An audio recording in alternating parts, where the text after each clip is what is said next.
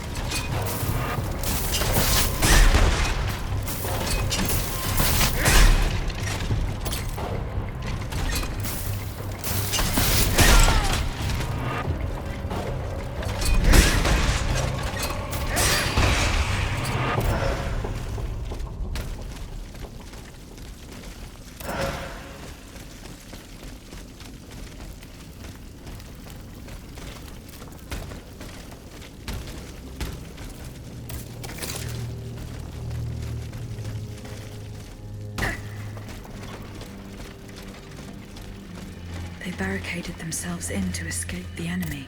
The only way through is the hard way.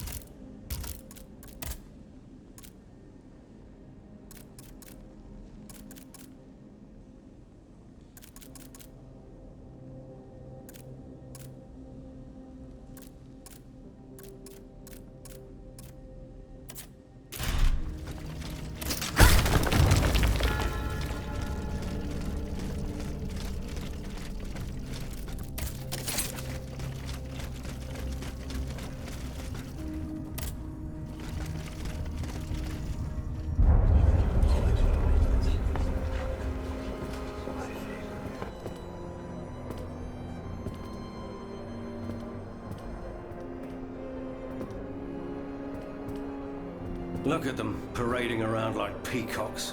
These scoundrels, rotten to their very core. See how they proudly display their vices and shameful privileges, tirelessly working to drag morality through the mud, trampling love itself. The Queen is said to have read your liaison before her husband banned it. It's hilarious, isn't it? I'm not surprised. No matter how hard I work to denounce their immoral practices, the aristocrats saw my novel as nothing more than a light-hearted bit of fluff. How naive I was to imagine that my pen could slice away the gangrene of their debauchery. Well, fortunately, you have more than one string to your bow, mon capitaine.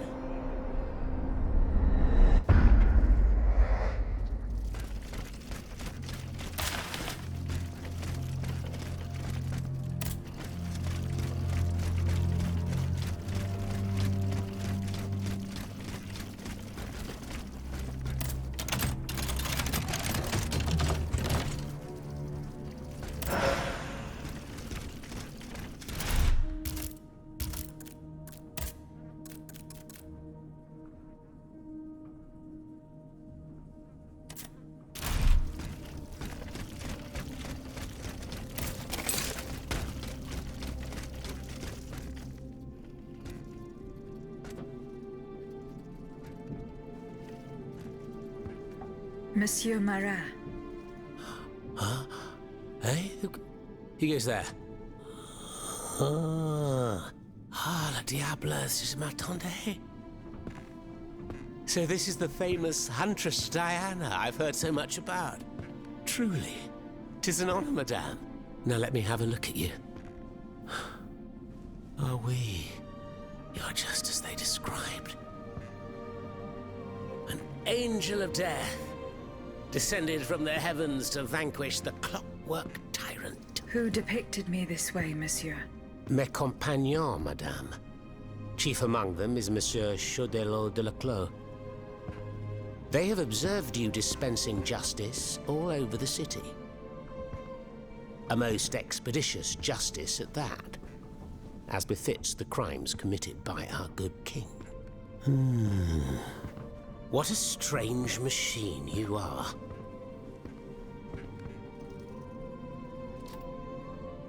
Gifted with intelligence, clearly, but also with speech and the freedom to do as you please. Cependant, you are still an automat. Who is your master?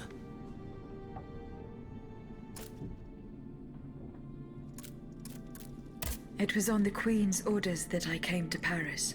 The poor thing. To what new level of desperation has her husband's madness driven her?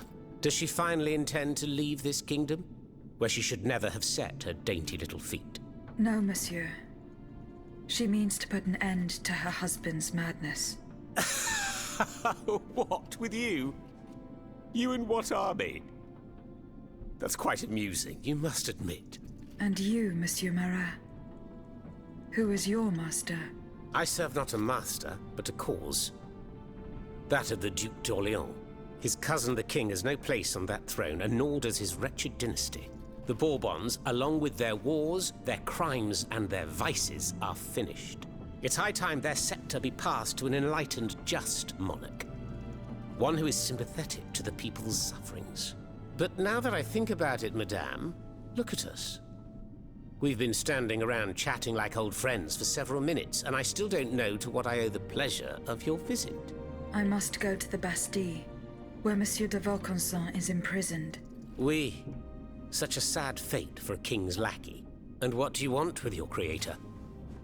This man whose blood-stained hands built the army that's currently setting Paris ablaze. What Vaucanson has done, only Vaucanson can undo. Fair enough. Alas, while I come and go as I please through these tunnels, it is impossible to enter the fortress. Impossible, dites-vous? A sanguinary automat is spreading death and terror in the depths of this quarry. At the cost of their lives, my comrades were able to sabotage the floor of the cave to limit its movements. Nevertheless, it stands between you and the tunnel that leads to the Quartier du Temple. And that's the only way to reach the Bastille. And yet that's exactly what I intend to do, Monsieur Marat. À votre guise. I shall not attempt to dissuade you. There is one small thing, though. I had to disable the mobile walkways to protect myself from the automats. But since you managed to come here, I assume you already know a lot about these devices. Indeed. Here. This would allow you to reach the lower tunnels.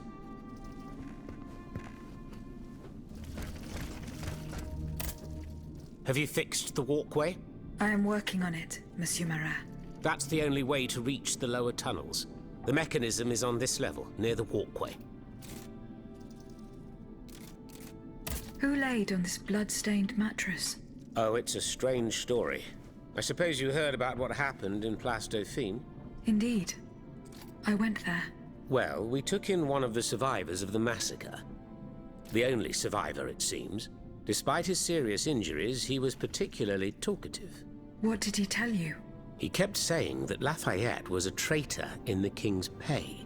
That the flaxen-haired hero had deliberately handed his brand new National Guard over to the automats. What evidence did your guest have? Nothing substantial, unfortunately.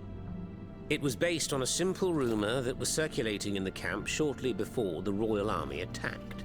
It would appear that several volunteers carried a yellow cartridge in their cartridge pouches. Most likely a subtle way for the conspirators to recognize each other. The subsequent disaster would tend to confirm this hypothesis. Vous ne croyez pas? These are suspicions. Nothing more. Right you are. Oh, if only I had proof of this conspiracy. Then I'd be able to scutter the ambitions of that cur Lafayette for good. The would-be dictator's plans would be foiled. I must get to the bottom of this urgently. Very well. I encourage you to do so. But remember that the Marquis could not have acted alone. If you can't find anything implicating him, look into the members of his staff. Start in Place Dauphine, where those brigands sullied the ground with their boots. Monsieur Marat, did you take part in an operation that aimed to kidnap the Dauphin and his sister Charlotte? Me take part in an operation?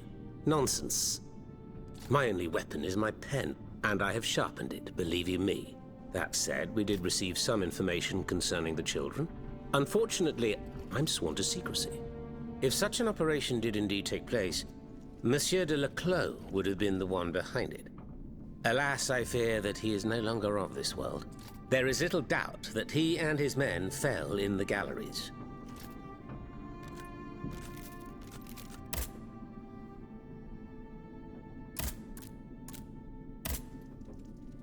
Dites-moi, Monsieur Marat, what exactly are you doing hiding in a quarry? I've made a lot of enemies. In my publications, I have always denounced the corrupt, and those who corrupt them. These vampires who cheat the weak and bleed the nation dry. Chief among them? That crook, Lafayette. That Trenz Sabre. A career soldier who thinks he's Caesar. Not content to maintain an army of rats, this Blondin has all the Châtelet's judges in his pocket. It seems my prose upset him, as he swore to hunt me down. If I hadn't fled, I'd have been done for, there's no doubt about that. Who are your compagnons? Patriots who come and go in the quarries throughout the city, under the command of Monsieur Leclos. Alas, there are few left. And I wager that it won't be long before the machines that have taken over our hiding place find me. My hours are numbered. Mais vous-même, have you found any companions for yourself? Members and supporters of the Third Estate have gathered at the Cordelier Convent. Would you be so kind as to name them? In addition to Monsieur de Robespierre, the Comte de Mirabeau is there. Le Flambeau de Provence. An artful chameleon who skillfully dons every color of the rainbow. The Marquis de Lafayette, Monseigneur de... Say no more. They're just the privileged class celebrating the marriage of cowardice and treason. With adversaries like them, the king is sure to triumph. Who is Monsieur de Leclos?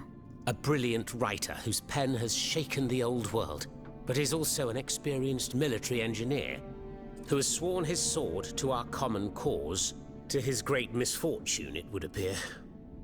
There is little doubt that he died leading his men through the tunnels.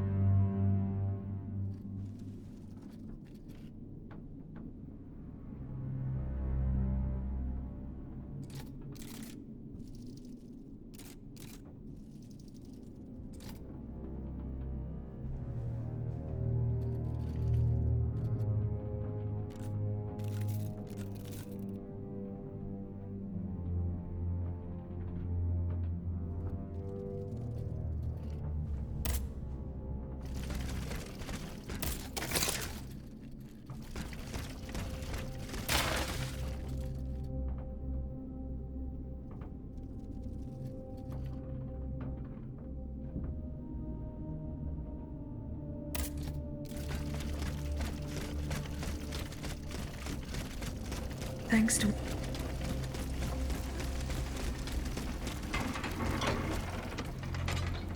Voila. That should have fixed the walkway.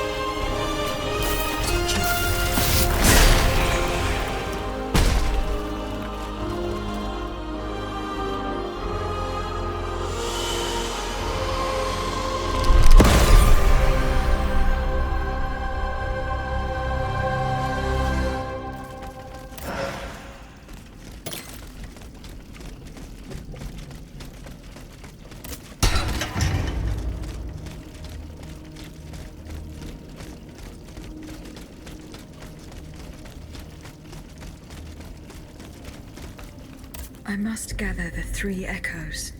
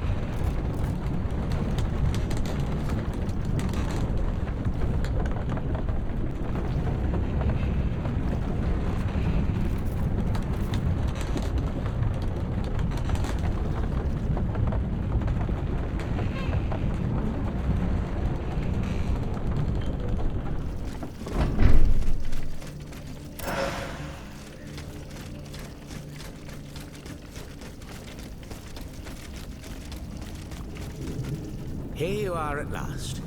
This is where the path to the Bastille begins. And to think, I would have never thought you'd make it this far. Cependant, I would advise you not to rush. The fighting in these tunnels has weakened the structure. If you go in there, I'm afraid you won't be able to turn back. Delor, I have just one bit of advice to give you. Before going any further, make sure you're not leaving behind any unfinished business. Any commitments that you've not fully met. I shall return to my hiding place. In these unsure times, you can never be too careful. Ne croyez-vous pas?